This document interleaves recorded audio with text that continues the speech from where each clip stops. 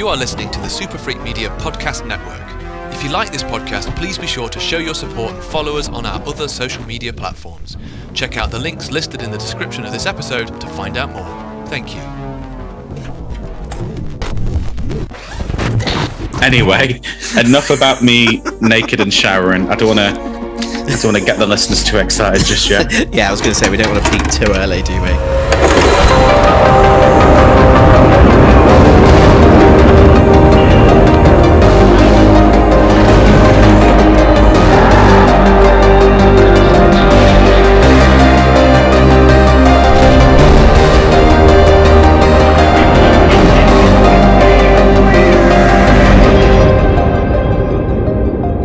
And welcome to the They're Queer podcast, the podcast where two homos called Liam decide to take a trip to a giant house, take a magic potion, and decide that these are the moments that make life worth living. Hi, I'm Liam J, and joined, as always, is my counterpart, the Goldie Hawn to my Meryl Streep. It's Liam B. Do you remember where you parked the car? I'll take that. That's very kind of you. Thank you. Hi. How are you? I'm good. This Pride Month. I'm good. Busy? I'm very, very, very warm. It's hot shit today. It's heatwave weather this week, isn't it? I think it's going to get to 30. I don't want it at the end of this week. So for any of our American listeners out there, 30 is very high if you translate it to Fahrenheit, but I don't do maths. I'm gay. Sweetheart, your gay is showing. Look that up. yeah, absolutely. I can't believe how fast this month's gone. This is the final episode of our Pride specials. We've had 3 this month, so don't say we don't spoil you, because we do, listeners. We've worked hard on these, but I think we're going out with a bang. Yes, bitch. Work. I mean, of course, this is one of the most incredible films ever made. Today, we will be talking all things Death Becomes Her, the incredible Robert Zemeckis film starring none other than the fabulous Meryl Streep and Goldie Hawn and Bruce Willis to some extent. Bruce Willis is very much there. Yeah, I mean, yeah, but that's you don't watch this film for Bruce Willis, do you? You watch it for Meryl Streep and Goldie Hawn, absolutely. You know, when we said that we were going to obviously make choices. I think ever since we started this podcast, this has been a film I've wanted to talk to you about because it's just, there's been no films like it since, and I don't think there were many films in this vein that were successful. To me, this was one of the last great films by Robert Zemeckis, who is a incredible director. Anyway, made arguably some of the greatest films of all time. Back to the Future, I'm a huge fan. Who Framed Roger Rabbit? But then he decided he wanted to then start making some CGI messy films, which just aren't that great. Although I'll give him his dues and stuff. I don't mind Contact. Do you know who likes Contact? I do know who likes Contact. Is this about the movie Contact? No. I will not Jodie Foster this kind of behavior. Okay. But it's also no stranger to horror. Even though he's made incredible films like Back to the Future, Romancing the Stone, how could I forget that? Made the underrated What Lies Beneath. I love What Lies Beneath. Me too. Well, I love Michelle Pfeiffer. I think she's possibly my favourite actress. Well, I think you went down on her last episode, so... Wow. There you go. So yeah, you definitely love her. I think he's an incredible filmmaker, and I think it was this is the sort of film that, like, these days, that would just not get made or have the talent behind it. I think that it does. No, it would be like an indie film, and I think even when the writers conceived it, they were like, we hope that we maybe get some unknowns, a small budget, we kind of just get to make it, and then it just snowballed into this incredible story. He's directing the new Pinocchio film, isn't he? Not the Father. I need to go be on my own. Not the that one. Yassification of Pinocchio. The official Disney one. They've got him on board. Was it with Tom Hanks as Geppetto? That one. I think so. Yeah. Yeah. God. You don't like Tom Hanks, do you? Oh no, I like Tom Hanks. Or you I just- really like Tom Hanks. you- I'm just bored of these like Disney remaking their own films. I don't think I've enjoyed a single one. Yeah, the live action ones I don't think have been I can't great. I can't stomach the new Lion King film. If I'm being honest, I only watched the original when I was in uni, and I didn't really rate that too much. See, the original Lion King film rates very highly in my top 10. Yeah, but the last like film that he's just done, like as of recording, is the recent remake of The Witches, which was. It was a film. It definitely was a film. I didn't enjoy it really all that much at all. But again, I think that maybe comes from the nostalgia behind it. And I suppose that's something with this film that is quite prevalent, because it very much speaks of the time it was made, even though it's a film that takes place over the course of 51 years.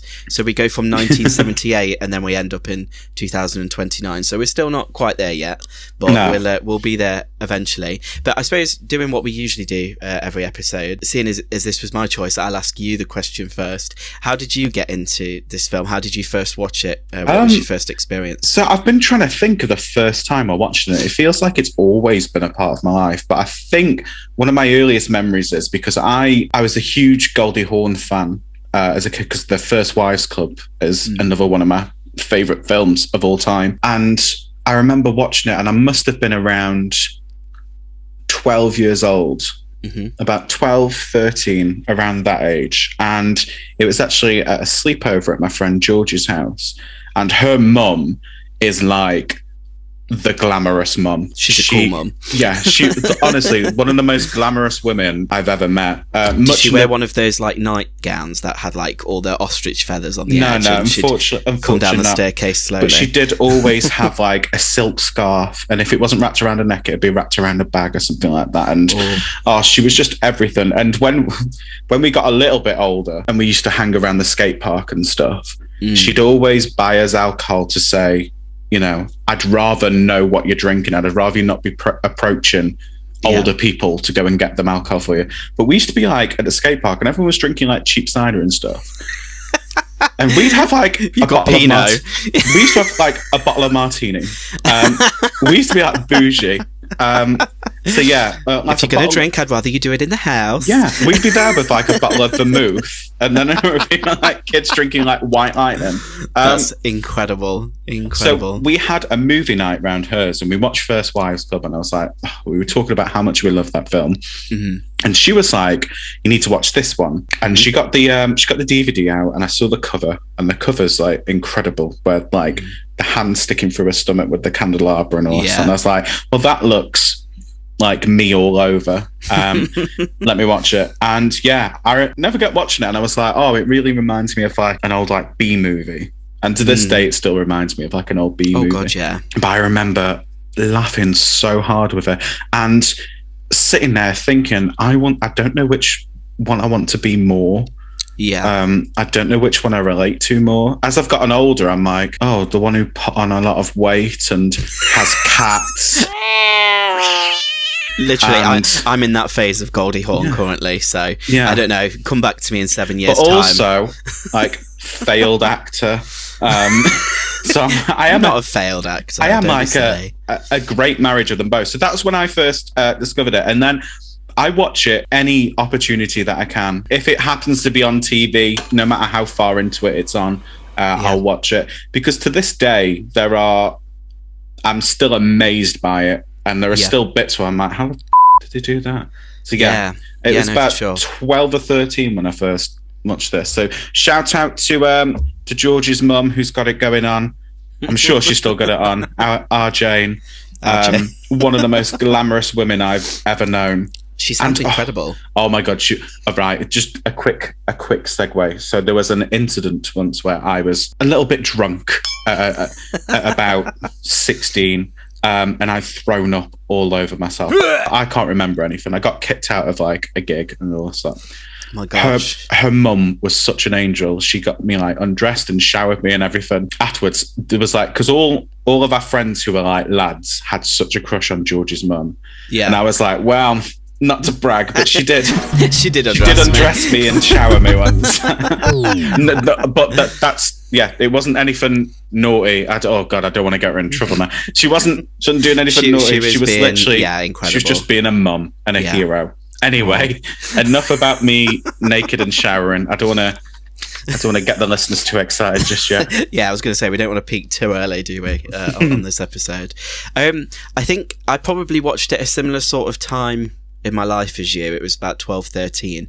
But I think, if I remember, it was kind of silly how I found out about it. I know this is how I found out about a lot of films, actually. There was a countdown of the scariest moments, I think, on Channel 4. Yes. I'm sure Jimmy Carr hosted it. It was way back when.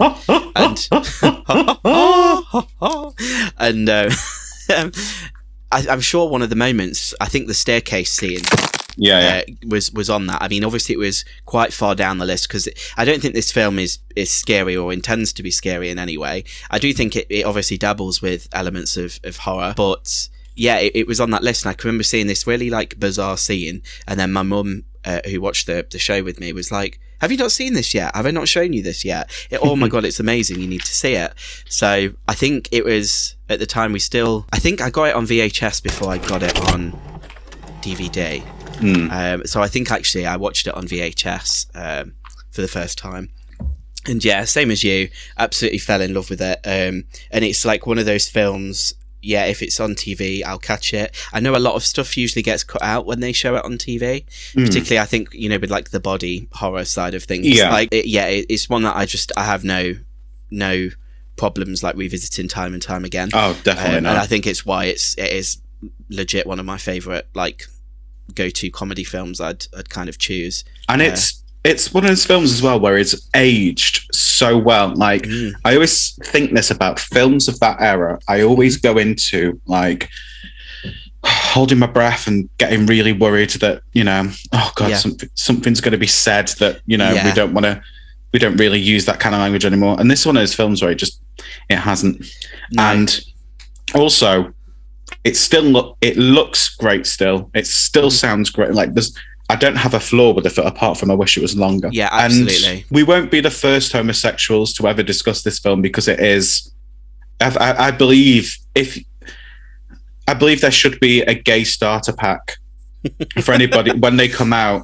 When anybody comes out in the LGBT community, there should be a starter pack, and this should be included in it because this has informed a lot of our culture, and it speaks that like there's new readings on it and takes on it today that never would have crossed my mind, and it's absolutely incredible. And I feel like I hear people quoting this all the time, not so much the younger generation nowadays, but our generation, especially the older gays. It's so quotable, such a quotable film, and that's because the delivery of the lines by Meryl Streep and Goldie Hawn in particular are just completely on point. Well, I mean, when you've got actors of that caliber committing to it's such a silly film, and like you said, I mean, it is a B movie, and I mean, I think that's what it intends to be. It's not trying to be anything else. But I think Meryl Streep actually said when she was asked like why did she take the role, she was like, well, I couldn't turn it down because it was just so original. Like it was so unlike anything else she'd done before.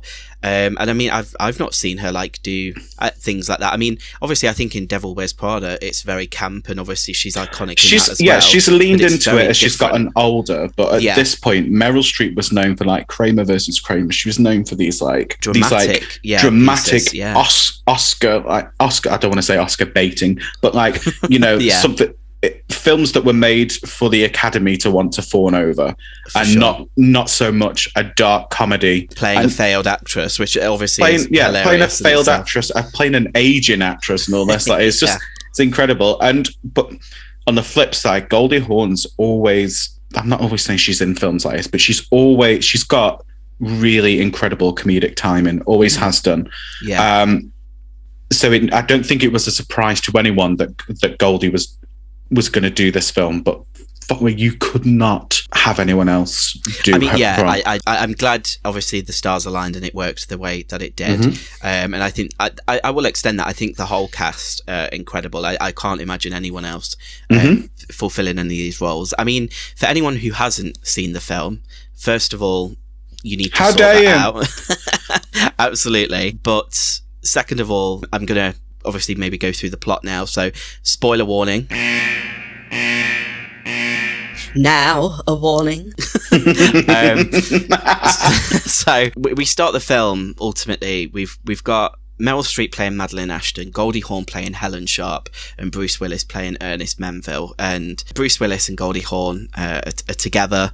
They're at Madeline's show, Meryl Streep's character's show, and everyone's saying how awful it is. But the film opens with the most incredible musical number. Oh my God! The choreography is great. Even incorporates the hustle.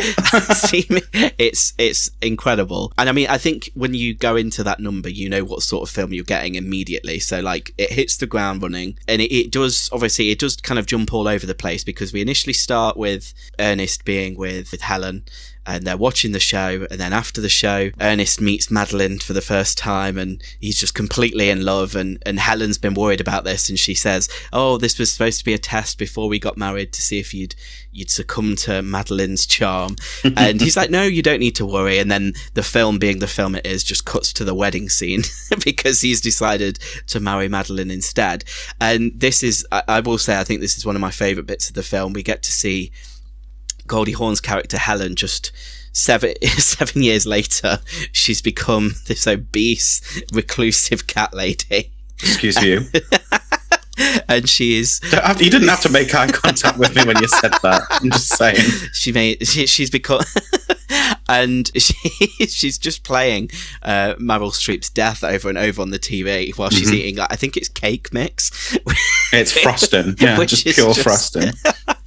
Goals, essentially. I mean, I felt quite attacked, actually, when I was watching this today, because I was sat there on my lunch while I had this on, and I was eating, and I was thinking, oh my God.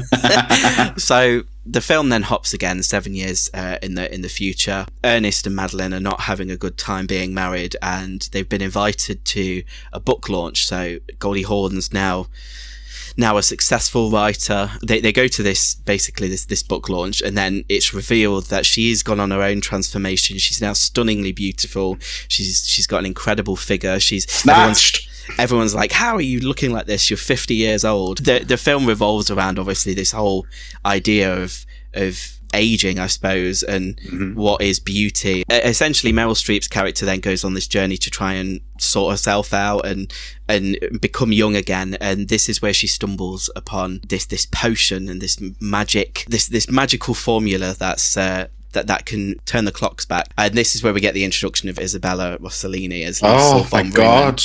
I think she said herself her only costume was a sarong and jewellery. And I mean, that's all she needs, because she's absolutely stunning. She basically offers her this elixir and says, you can live forever. You'll have another 10 years of a career, but you'll never age. Just look after yourself, and there you go. So she takes it, and then all hell ensues, because in the background there's been this plot for Madeline to be murdered, because Ernest is unhappy, Helen's unhappy, and he does it. He pushes her down the stairs in the most fabulous fashion. And I mean, the thing is, you know, if you were at the top of the stairs, I don't think you'd insult anyone if you were needing help. That's probably the only thing that bothers me about this film is Meryl Streep just... Oh, Madeline, I'm so sorry. Help me! Help me! Hurry! Help me! Hurry up, you wimp!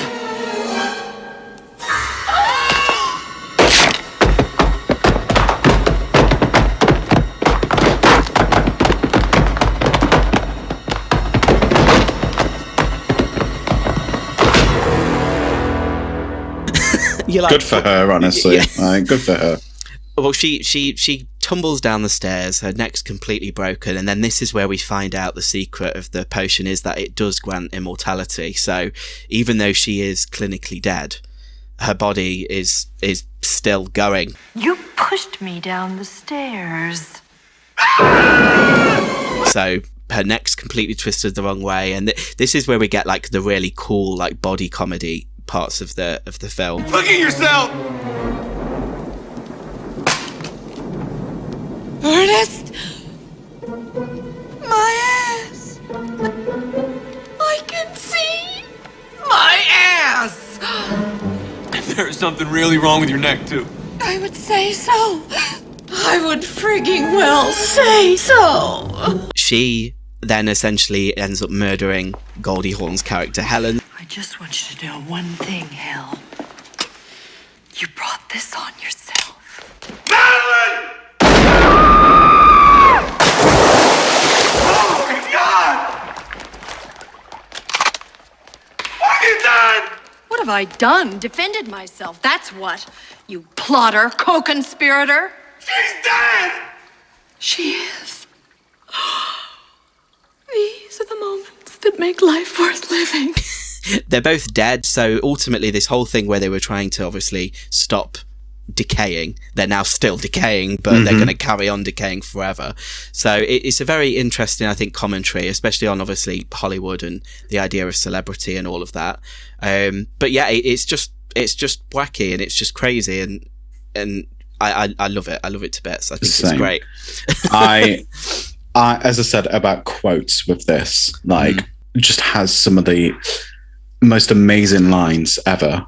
Just out of nowhere, I do say, can you not breathe?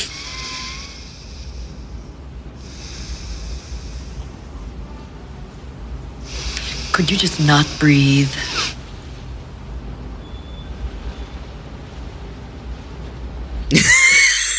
That bit really stuck out to me today.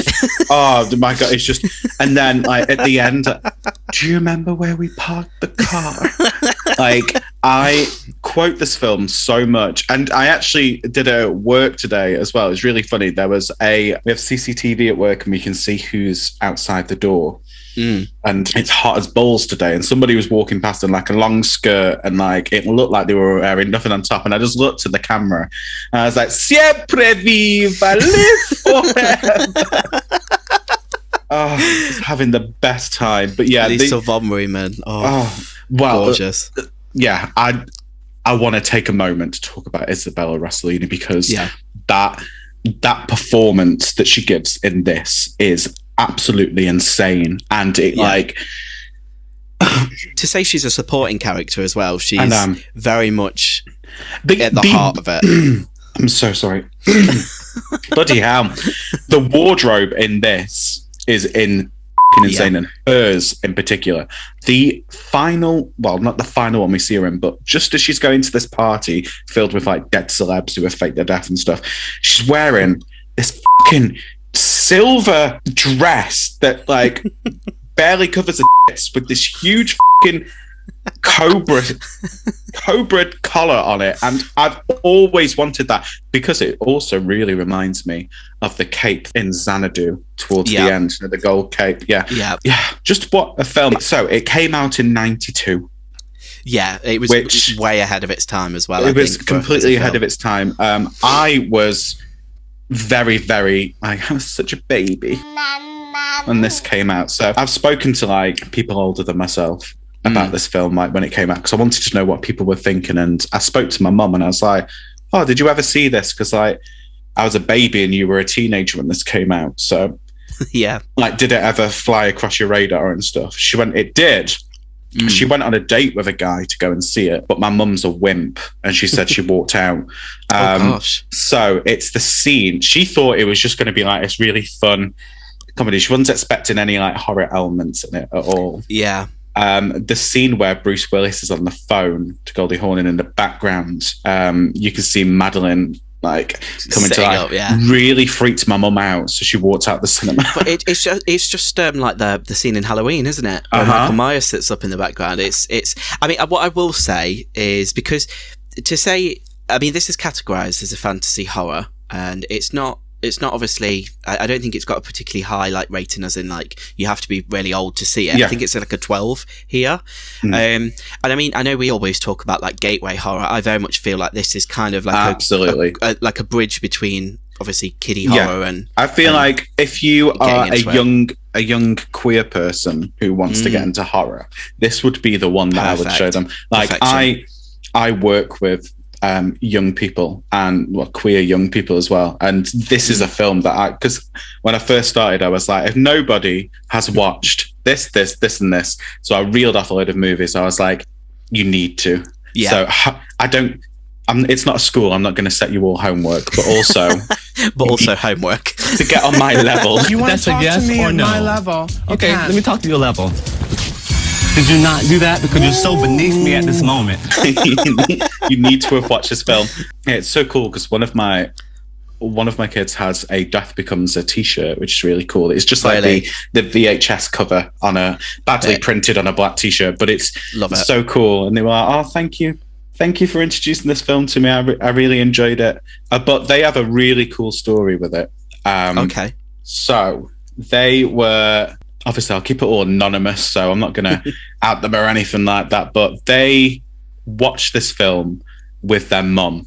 And their mum was like their mum really likes it as well. So they were talking about it, and the kid was like, yeah, so because of this film, I came out to my mum as trans. And I was like, oh, okay. I was like, why this film? They went, well, it's all talking about like, you know, you're not really accepted as a woman unless you're beautiful, and society loves what you look like, and you have to be this pinnacle perfection. And they were saying like, that's how it is for trans women. Like, people don't really care about us until we've met that level. And I don't mean to diminish people, but like, unless you're someone like Laverne Cox, one of the most stunning, beautiful people in the world, that's when people are at a level where they're like, that's the standard they expect. That's what informs them of what a trans woman is. And then they were like, and that's what this film really spoke to me. So I said that to my mum, and and it really helped my mum understand as well, because I was saying,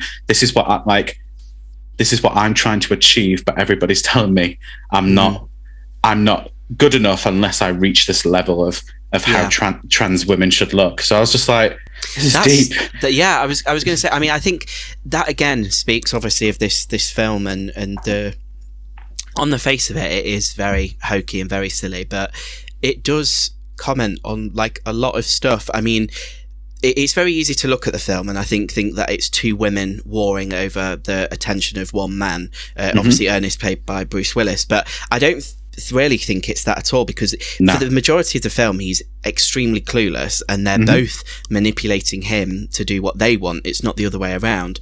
And I think, I mean, even back in the early 90s, it still feels fresh and current with obviously the state of like influencers and stuff now. Like you said, the idea of what people have, expectations of people like online, like we live literally in a society now where everyone uses a filter. And I mean, I hold my hands up, I'm guilty of it. Like the way I look online is not how I look in person. So I've taken that magic potion when you see me on Instagram. That's all I'm saying.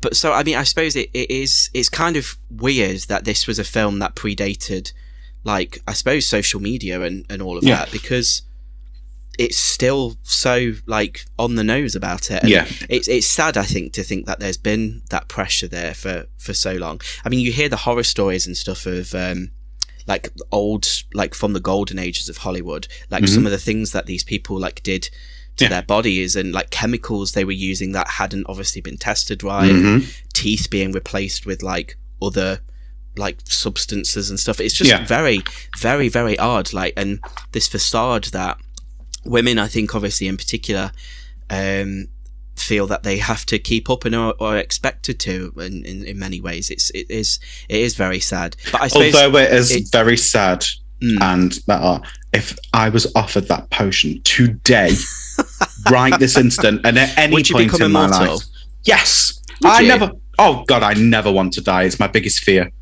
See, I'm very clumsy. I mean, don't get me wrong, like every time I go to bed and close my eyes, I think, oh god, another day close to death. Oh my god, I would no, I'd take it right now, especially god, the instant lift I'd have on everything. Incredible.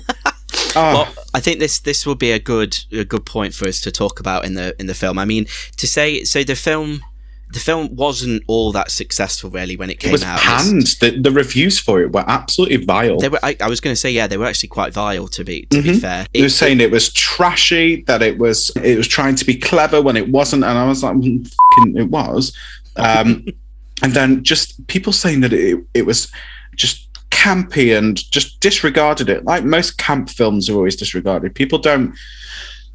I don't want to go on too much of a rant about it, but I hate that people disregard camp. And I'm not talking about that Met Gala where nobody actually came dressed camp. I call shade. Carly Kloss, I'm looking at. But no, it's sick of people disregarding camp as something. I think not people to be... equate camp to be like bad. And that's why it speaks it's to not queer always, people. Yeah, that's exactly. I don't think it's obviously always the case, because I mean, you look at this film; it's an incredibly well-made film. It's got incredible talent behind it, both in front and behind the camera. Like, I mean, and it still stands up today. This is a film that is, well, I mean, it's 30 years old this year, isn't it? So that's insane.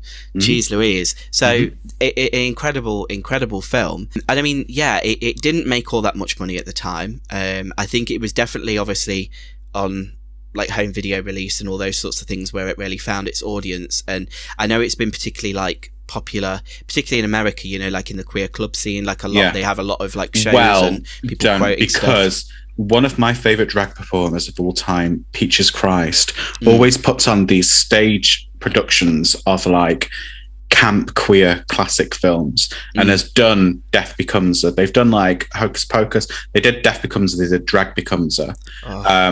Jinx Monsoon was playing Helen, and Ben de la Creme was Madeline Ashton. Yeah. No, or was Ben? I think Peaches was. Yeah. I was going to say, Mad Hell.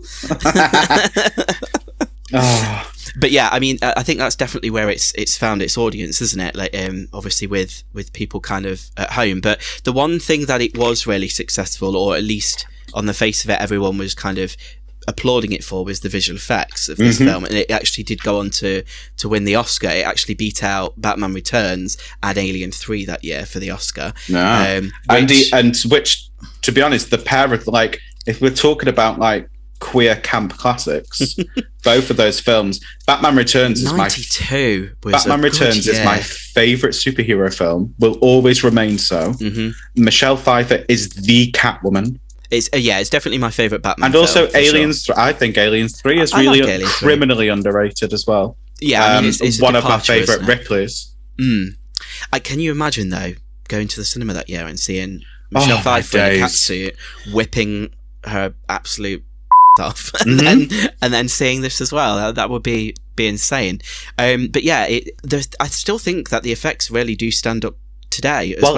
It doesn't look bad. This period of cinema had some of the greatest special effects ever. So we've got this. The year later, we have Stan Winston's work on Jurassic Park. Welcome to Jurassic Park.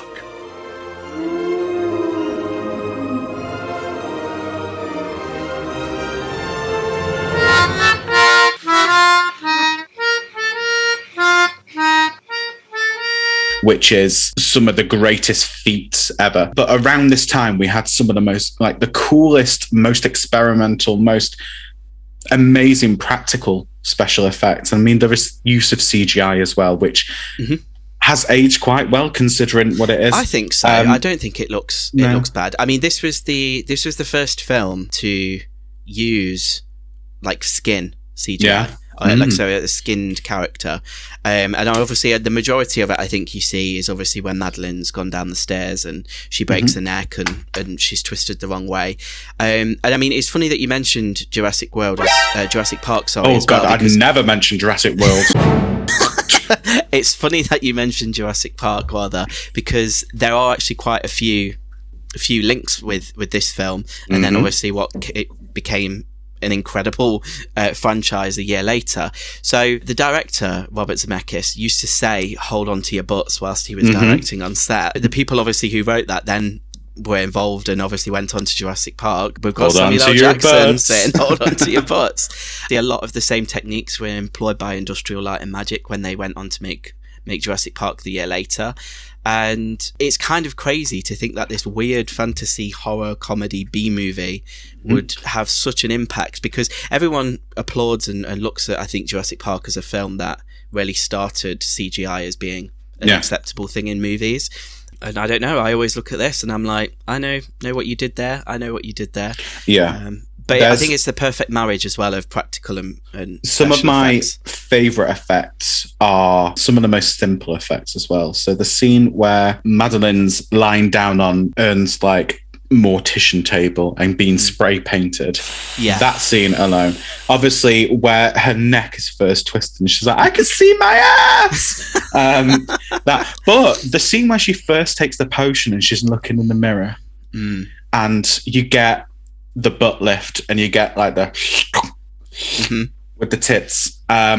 It's so great. They're some of my favorite. And obviously Helen walking around with a huge hole in her stomach. Oh my days. It's still brilliant now because like the way that the scene where it really sticks out for me is obviously the CGI involved when she sits down on a sofa and that she sits through the shovel. I always still laugh at that bit.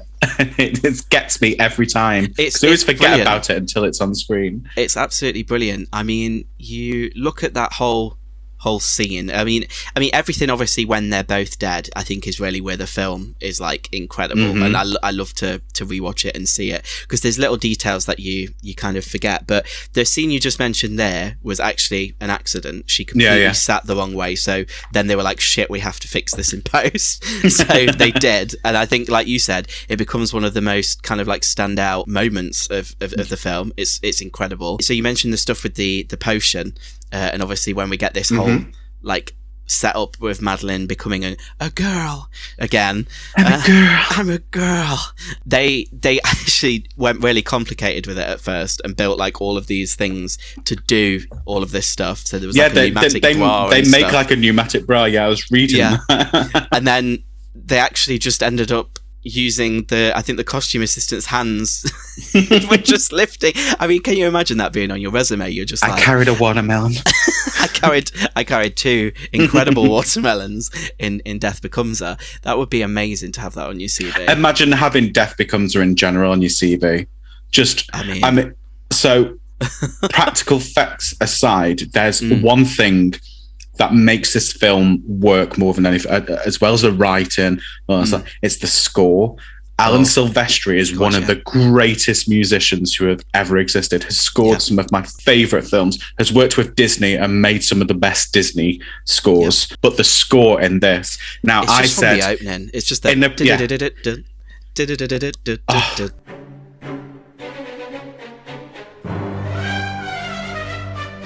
In a previous episode, I have said that I'm not like a big fan of like Hitchcock, but the score for this is like it harkens back to those Hitchcock, and it's insane. But it also really reminds me of Clue. Clue is again one of my favorite films of all time. So underrated as well. One of the most underrated. If people tell me they love Tim Curry, I make sure that they watch Clue. But also, there's another tenable link to Clue in this. Oh, okay. It's so stupid.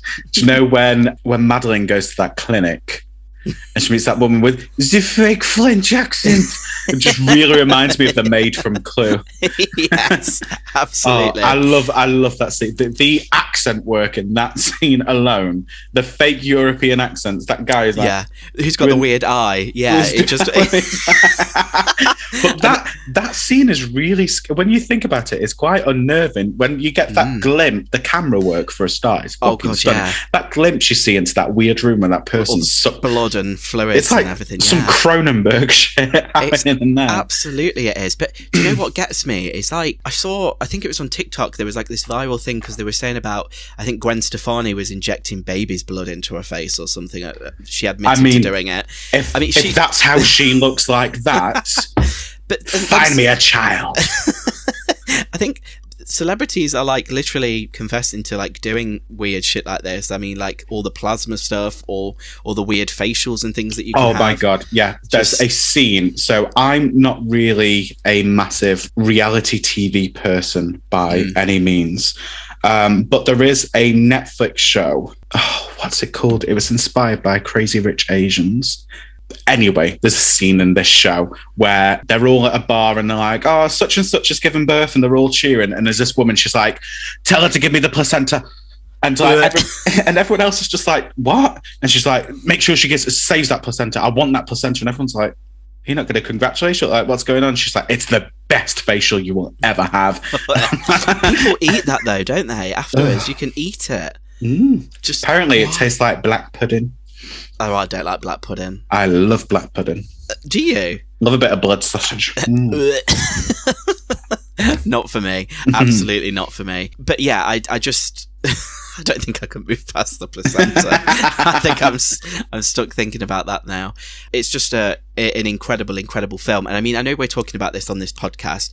I don't think we've kind of delved into it. I don't think it's not intrinsically queer. There's no like on the face queer characters that are like, I don't know, for sure. Yeah. But I think it's definitely with the reading of it. And I know obviously in more recent years, I think the trans theory and obviously what you spoke about with one of the service users, I think it has become like more of an accepted reading of it, I suppose. We've always gravitated towards this film because this film talks about people who are on the outskirts of society, who people don't want to pay attention to, who have to fit a certain mold for us to be accepted by people. So that's why it speaks to us so much. And also because it stars these fabulous women and strong, it's always a strong female character, and we're drawn to a film. That's it, because I mean, they are both so flawed, aren't they? I mean, they're actually, on the face of it, they're the anti-heroines of the film, aren't they? They're not the heroes at all. I mean, they're plotting murder. They're so manipulative. I mean, one of them you literally see is criminally insane and has to go to an asylum for a period of time. So the fact that we gravitate towards them, want to dress up as them for Halloween, and go to drag shows. So that is a dream of mine. I would really love to. I need to lose so much weight, but I would also very much love to do that. The stuff that I did want to speak to you about, I didn't know if you, because obviously the ending is particularly quite incredible. It's amazing. So the film ends with them attending Bruce Willis, Ernest Menville's funeral. We're gathered here today to honor the passing of a man of courage and of vision. Now, Dr. Ernest Menville always felt that life begins at 50. And since we know so little of Ernest before that age, perhaps in his case it's really true. Because it wasn't until 50 that he met his lovely wife, Claire, that he had 2 sons and 4 daughters, and then, like a biblical patriarch, began to spread his message of hope to his adopted children all around the world. And this is where we are. We're so many years in the future now, which when you look at it, obviously with the titles that come up, it's 37 years later, would mean that they're in 2029. So with these 2 being immortal, and there's knowing that they're not in the best of shape, and they're having to use spray paint on each other to keep each other looking alive, they're at his funeral, and essentially they leave because they're like, right, well, we're over, but we're done with this bullshit. They just can't stop laughing. And I've forgotten who it was, but somebody was like, said to me, I can imagine you doing that. I was like, I'd never be that disrespectful at a funeral. They're like, oh, what, for somebody that you can't stand? I was like, the point is, would you go to the funeral in the first place? I probably would. Or would you be that petty? Yes, absolutely, yes. Incredible. But yeah, there's an amazing scene where they are like in these incredible veils, and well, that's it, because you don't get a glimpse of them, do you, until the very end? They're just laughing and being disrespectful, and then on the way out, they're walking out, and they're like, "Yeah, he achieved true immortality," and they turn around and like, "This benefactor, this man, had in his own way learned the secret of eternal life." And it's here, among us, in the hearts of his friends. And the secret of eternal youth, right here, in the lives of his children and his grandchildren. And it is my opinion that our beloved Ernest is one man who will indeed live forever. Blah, blah, blah, blah, blah. They walk out, get into an argument on the steps, fall down, and they shatter into pieces. And you get this incredible scene where this head just just spins like a tire that's come up on the motorway. Yeah. Do you remember where we parked the car? I absolutely love it. I mean, it's actually horrific because the thing is, even if it was just for another 10 minutes, I just want to know what happens after that. That's what I want to see the people coming out of the seeing these funeral. busted, dusty corpses at the bottom of the stairs, still talking to each other. Oh my god, it's hellish. And I mean, obviously, that's another thing that the film tackles is this question, which you've answered. You would very much become immortal. Yeah. But obviously, it asks the question: well, how would it be going through life and seeing everyone pass away? You don't seem bothered by it, so that's I fine. am a very selfish person. Obviously, I'd be very upset that people pass away, but I'm blah blah blah. Yeah, I don't care. I want sempre viva, live forever. I want to live forever. I do. I want it. I never want to die. I've got too much stuff to do. There's too much stuff for me to consume in this world. When I die, and if they carry on making films that I'll never get to see, they'll carry on writing books that I'll never get to read. Yeah. I mean, I think that's what bothers me about the idea of going on a deep note for a while. Is like the fact that I know whatever happens I'll get major FOMO. I'll be like, I'm not going to get to see the next whatever film. Or so. I know for a fact if I was to take this, obviously I would attend my own funeral. Oh, and how would you fake your death? That's the question. Oh, so good. Would you Great retire question. or would you? No. So I'd fake my death. I'd have to. I'd make it quite tragic. I've got the perfect excuse. I'm somebody who lives with bipolar, so anything could happen to me. And people go, oh yeah, okay, he's gonna. But I would absolutely attend my own funeral. But I would let one person in on the secret. My name is Alyssa Edwards, and this is Alyssa's Secret. And it'd be somebody I know who wouldn't want to live forever. I'd say this is exactly what has to happen at my funeral. So my funeral plans, for anyone listening, that it's on record, actually. This is on record, so, yeah, absolutely. Yeah, okay. There's a theme. Happy Pride Month. Obviously. There's a theme because I'm gay. The theme is you either have to come dressed as you've just buried your fifth husband. So like Black Widow. This is where we get the night robe with the ostrich feathers. Yeah, I'm talking like Debbie Jelinski from Addams Family Values, or just like in this film, you have to come dressed as like a Victorian widow, mourner, like full on that. So they're the themes. Okay. I want readings. I want music. I've got a playlist. So if you go on my Spotify, there's a playlist called "Bury Me with This Playlist," and you can choose any songs on there to play at the funeral. What do you want to come into? Like, what's the come-in song? So it differs. At the moment, I want the orchestral arrangement of "Running Up That Hill" at the end of Stranger Things season 4, part 1. Yeah. So it might evolve over time then. Yeah, but it changes all the time. But I keep adding to the playlist. But also, I'd be there and I'd be stirring shit up at my own funeral. So I'd obviously, because I'm wearing a veil, nobody knows it's me, and I'll put on a voice because I'm an amazing actor. Yeah. So I'll be causing some drama at my own funeral, and I'd be like, has anybody found the will? Yeah. Somebody's like, what? Oh, nobody's found the will? Liam was a secret millionaire. I'd cause some shit. Yeah, I'd also be like, you've got like several children that somewhere pocketed I'd away. Also You've be got like, a secret family. I can't believe he lied about being gay his whole life. How straight of him. Also, if there was anybody at my funeral who in real life like I didn't like, or was one of those people who was like, I'm your friend but I'm a very selfish friend, and I don't really care about you really, it's just I keep you on my arm to say I've got a gay friend or something like that. If you're listening, you probably know who you are. But I'm saying nothing. I'd scare the shit out of them and scare them.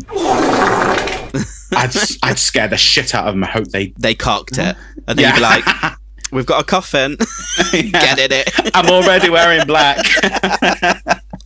Oh wow. Okay. I think I'd have to do something like crazy. I think if I faked my death, it'd be like I got sucked into a wood chipper or something. Like it wouldn't be normal. Or it'd be like, oh, man gets pulled apart by 5 bull sharks in Australia.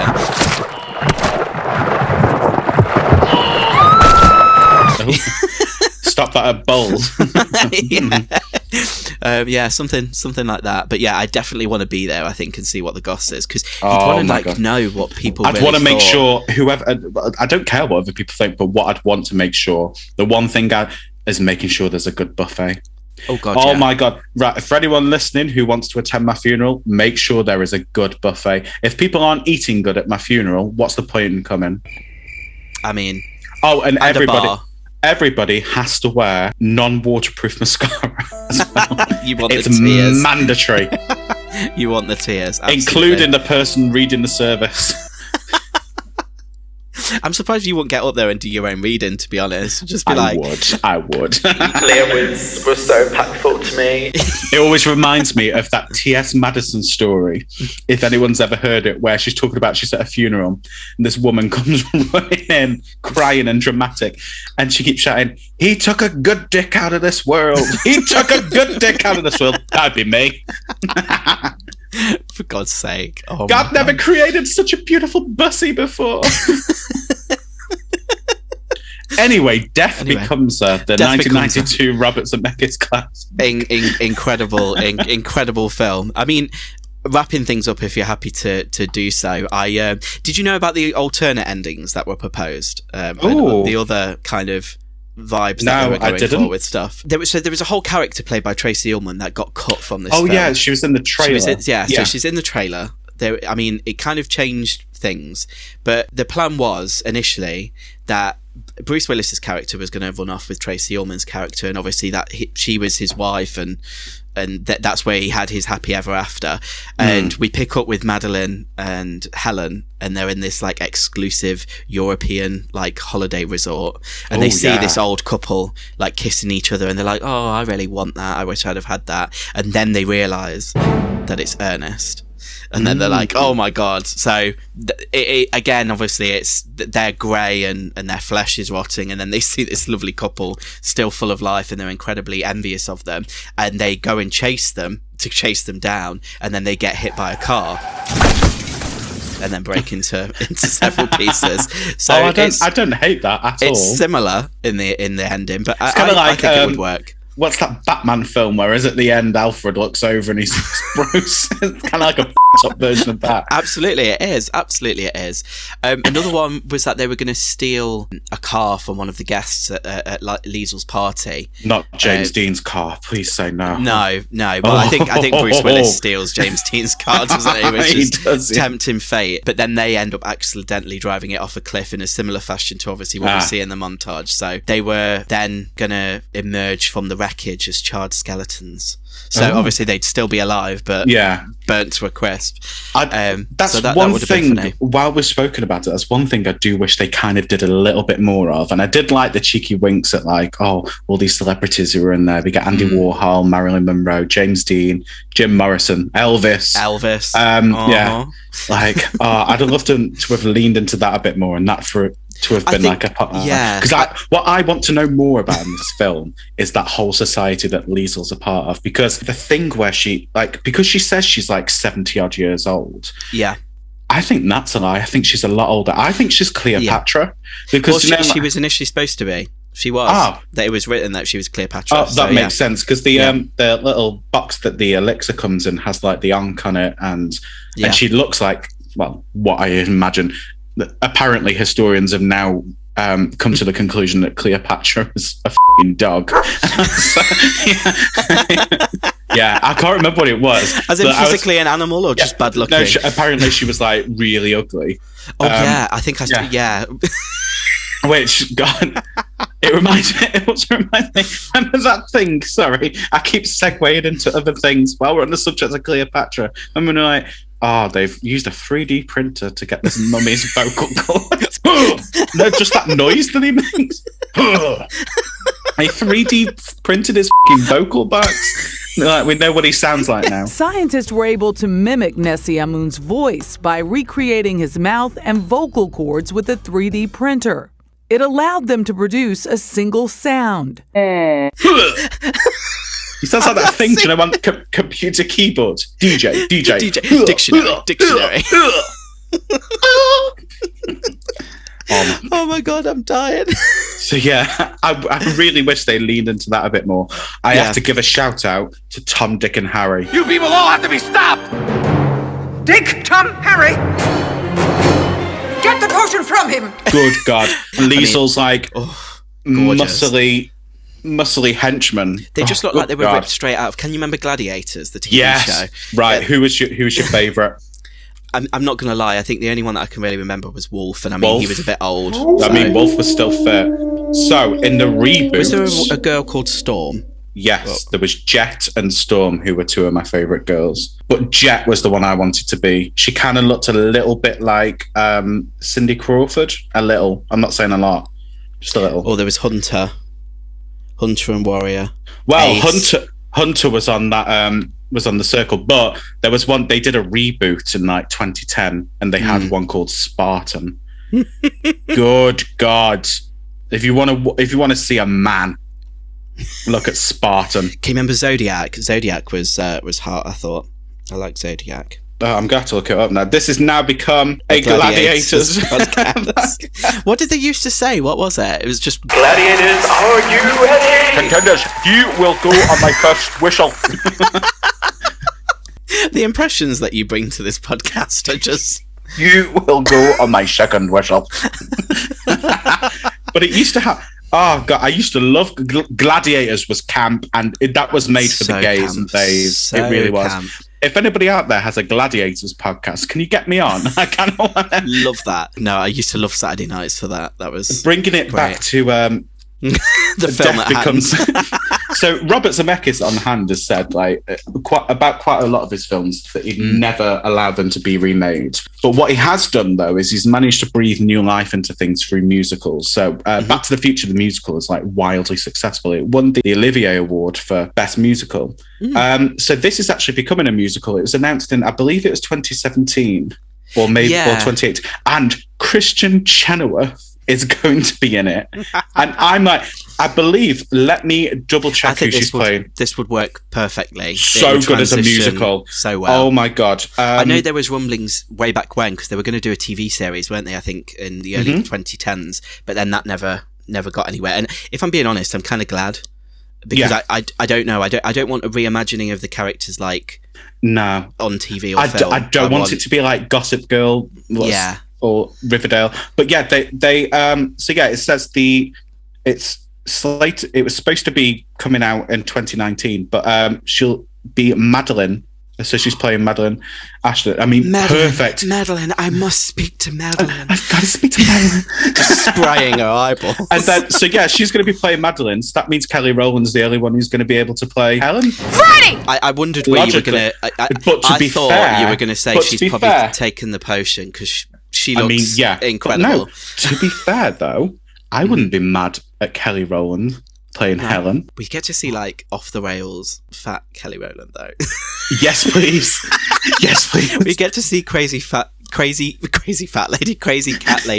Kelly Rowland, which I would 100% be down for. I'd be so here for it. And whether man's hell, Freddie. 100%. That would work. Yeah, I really hope that plans don't fail with this, and that it tours the UK or comes to the UK. Well, we definitely need to go. I love Christian Chenoweth so much. I'd say I'd die for her, but I've spent the whole episode saying I'd never want to die. But I'd probably, if she told me, I'd kill for her. Yeah. Sweet. Okay, that's the podcast flag then. But no, I love Christian Chenoweth. She's incredible. She's the best part about Glee as well, apart from Amber Riley. Yeah. Incredible film. I'm glad. I mean, there's so much that we could talk about this film. I'd gladly talk about it all evening, but I do think we probably... You brought this on yourself. You brought this on yourself. Drink! It's the right choice. The only choice. Drink! Siempre viva! Live forever! I think you should just do the rest of the episode in a really bad European accent. Although she is Italian, so I mean... I mean, yeah, but her accent's the only one. Her accent's the only authentic one. It is. Now a warning. Sorry, I've got quotes. Bruce Willis gets some good lines in this as well. Actually, yeah, we haven't spoken about Bruce Willis. We haven't really spoken about Bruce Willis, and I feel bad.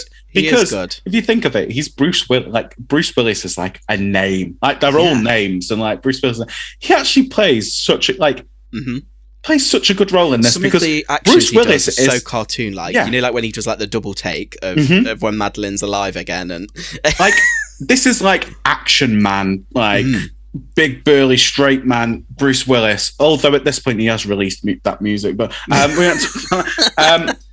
but yeah, Bruce Willis in this is actually like plays the scrawny, he's a bumbling idiot, isn't he? Essentially, but yeah, he's great. He's like, where did you put my wife? Oh, she's in the morgue. The morgue. She's gonna be furious. So mad. Yeah. Oh gosh.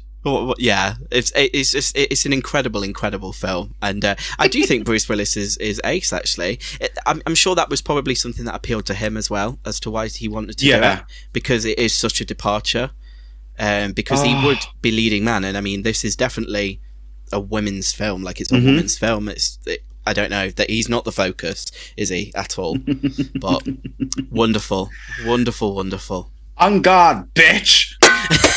That whole scene with the spades. Oh my god, with the spades and the silhouettes of them with the spades, it's just so insanely good. I wish that fight went on forever as well. This is it. I'd gladly have like a half an hour sequence. Like, just give me an Avengers Endgame length film that is just those two hashing it out with each other. It's wonderful. It's wonderful. How old do you think I am? 38? 28! No, 23! Sorry, I'm just reeling off quotes now. So, I guess putting a pin in it then for Death Becomes Her, pun intended, because obviously pins are significant in this film. There was a great article that was ran via Vanity Fair, which was discussing obviously why this film is such a queer classic film and such a cult phenomenon amongst our community.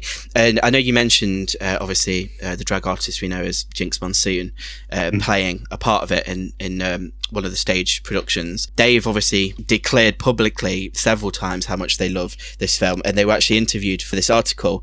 And I think that the discussion was mainly revolving around obviously why it is so popular. And it was really because of this kind of lineage of strong women, and particularly more so probably with the villains that we've seen in like Disney films, and then why obviously as a queer audience we respond so well to them. I'll just read a bit from this article because I thought it summed it up perfectly, to be honest. Hoffa, which is obviously Jinx's real name, ties Helen and Madeline to a lineage of beloved bad women who did be both divinely stylish and unrepentantly ambitious. I think this is a trait that runs throughout the queer community, the obsession with the hyper-feminine female villains. And we see it in Disney movies and in movies like Death Becomes Her, and in characters like Poison Ivy and Catwoman. Almost all the Disney villain witches are gay icons, like Sleeping Beauty's Maleficent with her cold cackle and cool cape, or the Little Mermaid's Octopussy Ursula, whose design was actually then inspired by the defiant drag queen Divine. There's comparisons being made to Betty Davis and Joan Crawford, and I mean I definitely see that with these two characters at the centre of the film. Has a full-on Mommy Dearest moment when Madeline's in bed and she's got all those things around her. Absolutely, she does. She finishes the article then by saying, however they find it, Death Becomes Her is an elixir of life for its fans, one that not only spurs them to laugh at absurd vanity and suffocating heteronormativity, but gives them license to challenge those things. We can relate to Helen and Madeline's rejection of tedious norms and aspire to their determination to get what's theirs. Death Becomes Her is a fantasy of defiance and power, beauty and eternal youth, and even if it ends as a nightmare for its anti-heroines, to its cult audience, they are eternally queens. Oh, and I thought I couldn't have worded that better than myself. So that is amazing. We love you, Jinx. We also love this film, and I thought that was a nice way to cap off our choice of film for this episode. So I guess moving on, this is usually the part of the show where we talk about recommendations and what we'd advise you guys out there to to consume as much as we have. So I think you've got quite a cool one. So I don't know if you want to kick this off. Alongside this, a film about a crazy woman that I love is Fatal Attraction. I was reading something the other day where it described a book as like the gay version of Fatal Attraction. I was like, well, I need to read it. And it's called Bathhouse by P.J. Vernon. Incredible. Now, it tells the story of Oliver and Nathan, who are a couple. Nathan's older, has money, he's a doctor. Oliver's like a young twink, recovering drug addict. And Oliver isn't getting his kicks with Nathan sexually, so goes to a bathhouse or a sauna, gets involved with a guy. This guy tries to kill him, like wraps his hand around his neck and like he's got this big bruise and stuff. Jesus. Oliver obviously doesn't want this to get out, so creates an elaborate lie. Also, the person who tried to kill him then becomes this like obsessed stalker. So it's like a tale of him trying to cover this up and not let his husband find out, but also deal with the stalker. And it goes to some absolutely insane places. And I'm not really like a thriller person. I usually just read horror exclusively. So it's my first like venture into thriller. I probably wouldn't read another one unless it was gay.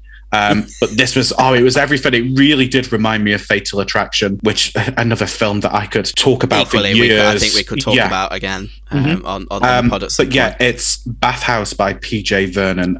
If you haven't read it, read it. It's so good. I only finished reading it last night as well. I've never been to a sauna before, but I don't think I want to now. There's one actually quite close to where you live. Is there? It's one of the biggest ones in the UK. Yeah. What, in Nottingham? Yes. There was a documentary about it. No. Mm-hmm. Okay, I'm definitely not going to Google it after.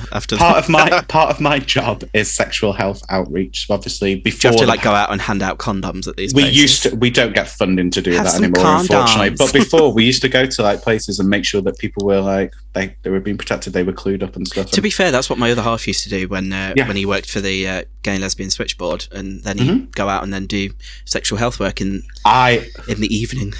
I'll tell you off air, but I have a great sauna story. Okay. Or maybe I'll save it for an anonymous horror story. I was going to say, we'll pretend it's someone else, but it's definitely you. Anyway, so my recommendation is Bathhouse, and house is spelled Haus. Okay. As in by PJ House. House of Gaga. Father, Son, and House of Gucci. Moving on.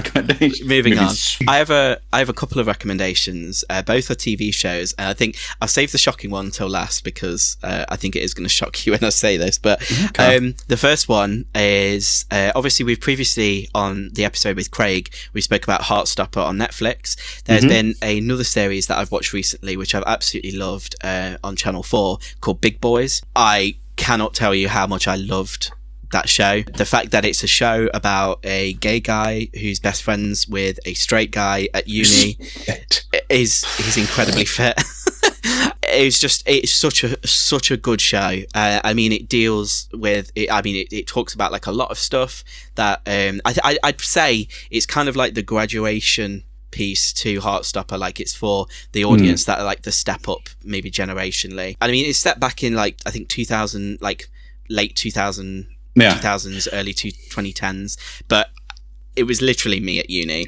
I mean, it's not afraid to like talk about like gay sex, gay sexual issues, depression, mental health, all of these things like grief, loss, just being at uni and how stressful that can be as a young adult. So I loved it, and it's probably one of the funniest shows I've watched in a good while. If that hasn't sold it to you, obviously we've got the really straight friend. But also, it's so cliche, isn't it? Fancy his straight guy. His mum's played by the icon who plays Jackie Tyler in Doctor Who, and I would walk over hot coals and broken glass. I was so happy to see her again. Like, I mean, I loved her in Doctor Who anyway, but this is like her character in Doctor Who turned up to like an 11 because she can swear. And I mean, there's this whole scene, it's not really giving too much away, but all I'm going to say is Alison Hammond in the first episode, they mentioned Alison Hammond, and it's just, I absolutely loved it. The second show that I've actually only really just started watching, and I feel so bad, but it's Pride Month, so here's a month to start watching it, is Golden Girls. I've never seen it before. I'd never sat down and watched it, and I can't explain to you how much I love this show. It's amazing. It's one of the greatest shows ever made. Thank you for being a friend. Have you watched it all? Whereabouts are you? So I'm on season 3, so I've still got a ways to go. Who's your favourite? Well, I was going to ask the question: who do you think you are, and who do you think I am in this lineup? Because I immediately gravitated towards someone. I'm Dorothy. I don't think you are. I think you are straight up Blanche. You are so much a Blanche. You really are. Blanche Devil. I just want to put his hands all over my perky bosoms. You really, really are. Big Daddy, Big Daddy. Why do you think you're a Dorothy? Because I think I'm a Dorothy, because I just think I'm cynical. I feel like I sound like Dorothy when I'm chain smoking cigarettes, and I've got the shoulders. But no, I do like to. So I'd like to think I was a Blanche, but I've always related Dorothy a bit more, and I think that's mainly just because of how much I love B. Arthur. But also, I'm a little bit Sophia as well. Yeah, I really you are. Relate to Sophia Petrillo so much. Well, this is it. I Picture had no it, Sicily, 1922. I had no idea what to expect, and it's on Disney Plus. So I was like, I'm just gonna watch it. And I mean, I've been singing the theme tune constantly. Thank you for being a friend. So, live on air, recommendation from me to you: when you finish Golden Girls, watch Golden Palace. Okay, it's not on Disney Plus. Is it related? It's the spin-off show. Oh, right, okay. It has all the girls in it, but not all of them. It's the spin-off show. It continues the story. It's not amazing. Mm-hmm. But it's worth watching the first time round. Just having, okay. I love Golden Girls so much. I can't tell you how happy I am that you started to watch this show. I don't know why I hadn't. I don't know. It was just one of those shows I think I'd always known about, and I knew that obviously. Condoms, Rose. Condoms. Also, I think we both established that I think we need to find ourselves a Rose. Maybe, because I don't see you as a Rose, and I don't see myself. I don't see me as a Rose. No. But I think we could do with a Rose, and then we could just get together and eat cheesecake in the middle of the night. I could just do with more friends, to be honest. And more gentlemen callers to come and see me, and then this is what I mean. You tell barely me, touching the bathwater. You tell me that you're a Dorothy, but you're such a Blanche. It's unreal. Big Daddy, Big Daddy, Big Daddy. So, a close friend of mine is currently in the process of changing their surname, and they're actually changing their surname to Devereaux. And I'm not even. I thought you were going to say Daddy. Then I was like, I'm not even lying. They're changing their surname to Devereaux because of. That is incredible. Yeah. So I was like, I'm going to be Petrillo now. Yeah. Definitely. Or Spornak. Dorothy Spornak. Yeah. I'm go hug a landmine, Rose. Well, we spoke about how quotable Death Becomes Her is. I mean, this show Golden Girls is the most quotable TV show ever. Any of our listeners out there, if you've not watched Golden Girls, I cannot recommend it enough. That show Don't be intimidated as well by the fact that it's an older show, because it's so funny still. It's hilarious. It touches on real issues. It was one of the first and only TV shows to talk about being gay and it being fine, HIV, AIDS, tackled immigration, tackled people taking issues with people with disabilities. It tackled some hard-hitting themes and did it with such heart. And all of the girls were huge advocates for our community, none more so than B. Arthur, who left a significant, large amount, the majority of her fortune when she died went to an LA center for LGBT homeless youth. Throughout her whole life, she dedicated her life to, talking about it. I don't mean to get deep, but that's why this show means a lot to me. Not just on the funny side of it, because it's f***ing hilarious, but knowing that every single one of those girls had our backs when no one else did. I think that's it. You can see it. And I thought, again, it was maybe the perfect thing to bring up on this episode, because I had just, funnily enough, like gotten into it over like the last month, and it's like, it's just such a good show. Like, I love putting it on before bed. Like, I just get into like the perfect, I'm just relaxed watching it. So it's good for the soul, that show. Yeah, and, it really is. Yeah, thank you for being a friend, Liam. Thank you. Yeah. Go hug a landmine, Liam. We've gone from some lovely recommendations. This is usually where we've got. Allow me to lower the tone. Yeah. We've just had this gorgeous moment talking about one of the most incredible TV shows of all time. R.I.P. to all the Golden Girls. On to sodomy.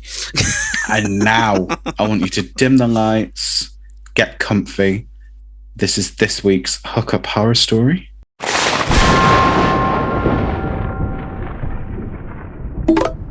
It's date number 4, and I'm starting to really like him. He's funny, he's successful, and he just seems to get me, so I tell myself that I'm ready. We get back to his place after spending the day climbing hills and going on a big countryside walk, and as he's being a sweetheart by making us tea, I tell him that tonight is the night. So far, he's been really patient with me and was pretty chill when I told him that I was a virgin and had never done anything before, so didn't want to rush into anything. So once the tea had been drank up, we get as hot and steamy as the kettle, and he's been so cute by constantly checking in on me to make sure that I'm okay. At this point, I just want him inside of me because the foreplay is a solid 10 out of 10.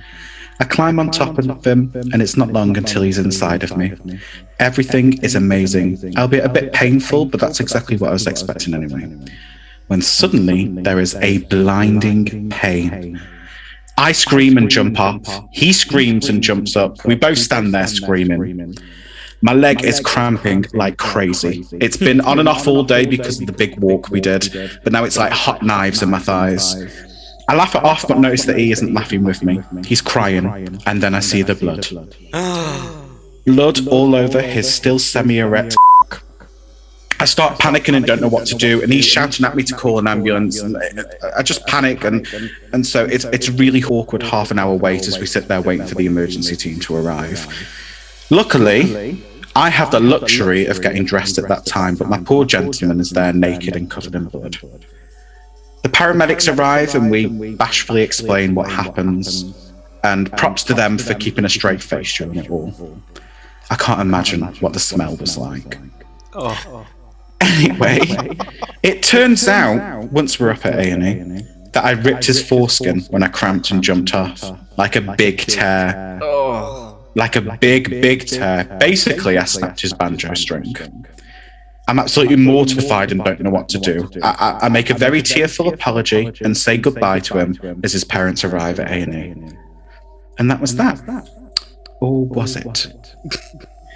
A week later, I get a text from him asking if I still wanted to see him and if I wanted to talk. After what I did to the poor lad, the least I could do was go on another date with him. Anyway, the date is actually really cute, and we end up having a laugh about the situation. So that story was 8 years ago now, and he's now my husband. Aww. See, not all hookup horror stories have a nasty end, but sometimes cramp does cause one. Aww, that's so turned out really sweet at the end, didn't it? Oh my god, I'd be mortified. I'd take it as a compliment. I'd be like, oh, I'm that tight. Oh my god. Have you never, I take it you've never done that before, because it is horrifying. What? Snapped my banjo string? Yeah. I have not known, luckily. Okay, well, this isn't a hookup horror story, but it's a horror story myself. Have I told you this before? Potentially. It involves Heelys. No. Okay, dim the lights, guys. It's about to get dark in here. I said Heelys, not heels. Okay. So I must have been like 13, 14 at the time. It was like when the Heelys craze was like massive and everyone had them. So I got a set of the ones that you clipped onto your shoes. I was never going to get those like massive trainers with the wheels inside. So I'd been out playing with my friends all day, and Mum called me in because it was time to like go to bed. It was Sunday evening, so I had to be up for school the next day.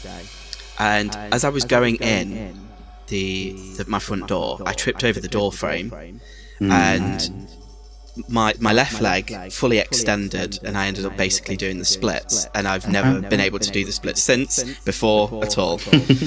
But I was wearing jeans at the time, so my penis was caught in the zip of my jeans as I went down, and it just completely ripped my banjo. So I thought I was fine, and then my mum was like, Liam, I think there's something really wrong, because blood started coming through my jeans. So I can remember I opened my jeans and had a look, and like he's not lying when he said about blood. It pisses blood. There is a lot of blood involved. We ended up calling an ambulance. I'm crying, like I'm never going to be able to have children. This is it. Like I'm never going to be able to use this again. I mean, I'd not got to use it at this point anyway because I was 13. So I ended up having to go to A&E and get my dick sucked. Yes! I ended up having to get my dick stuck back together. It had to be glued. It was Xanadu. That's all I can think of now. This is it. You know, when I watch that film, I'm just like, Gene Kelly. It's just gonna.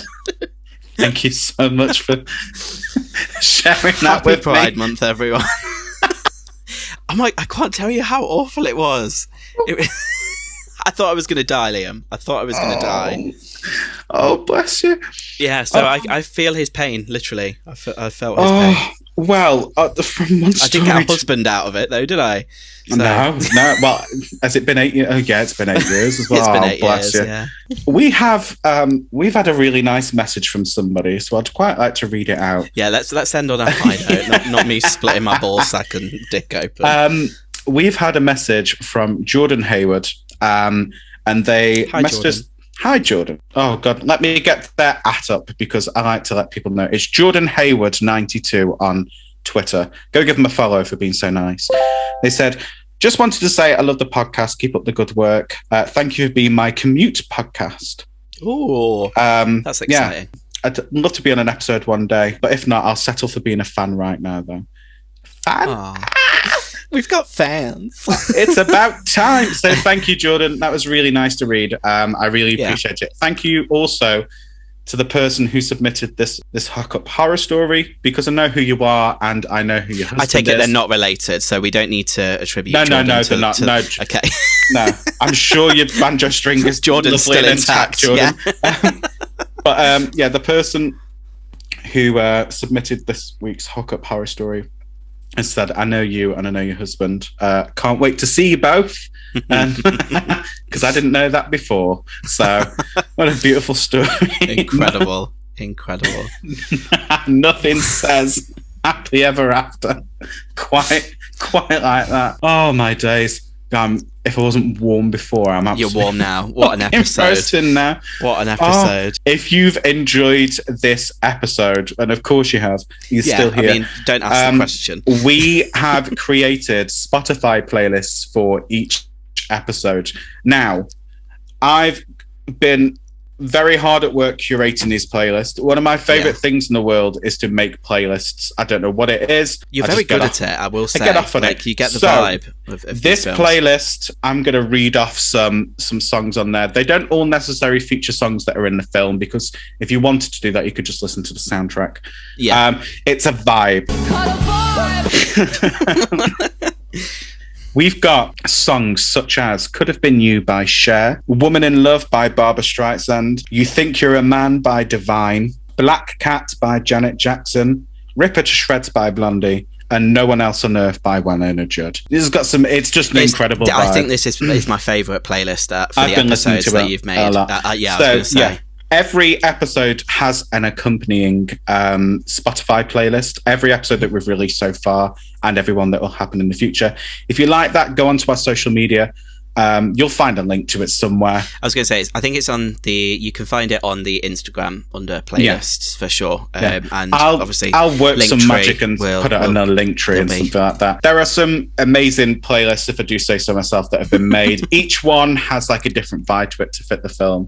Mm-hmm. And that's been your lot this Pride Month. Thank you for joining us. What a month it's been. I bet you guys are sick of us, to be honest. So we are gonna chill down and cool down a little bit now, and I think we will be going back to one episode a month for the foreseeable, until we've got some exciting things on the way again. If you can't get enough of us, we have featured on other podcasts this Pride Month. So you can catch us over on the Trash Tapes talking about Xanadu, one of the greatest films of all time. I can't talk about Wallace Case again. We are going to feature on Horror Cult Trash Over, talking about Freaky, the Vince Vaughn Friday, not Friday the 13th, but Freaky Friday. Freaky Friday slasher amalgamation, yeah.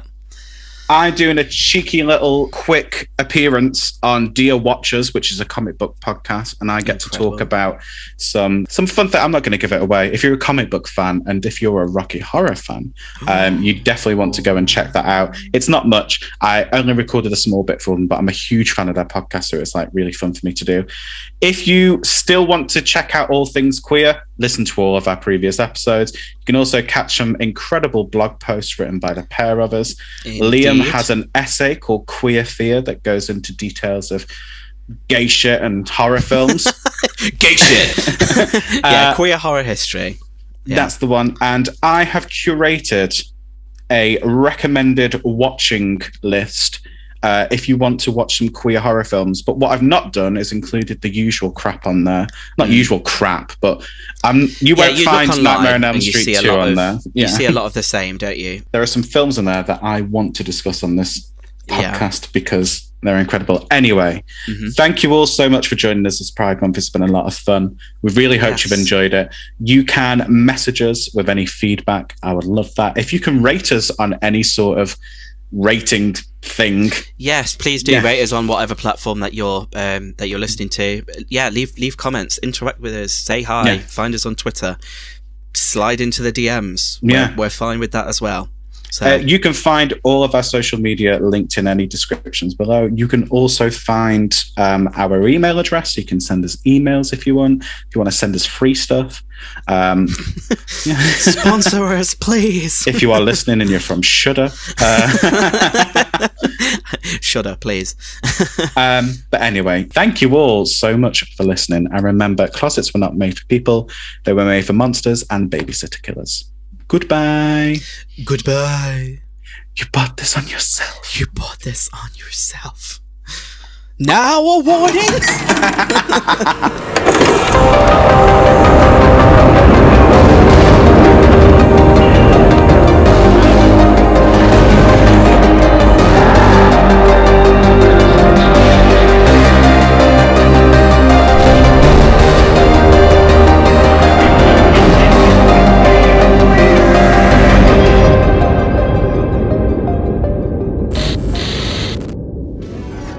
You've been listening to a podcast on the Super Freak Media Podcast Network. To show your support, be sure to subscribe on whatever platform you're listening on. And you can find us on social media in the links in the description of this episode. Thank you for listening.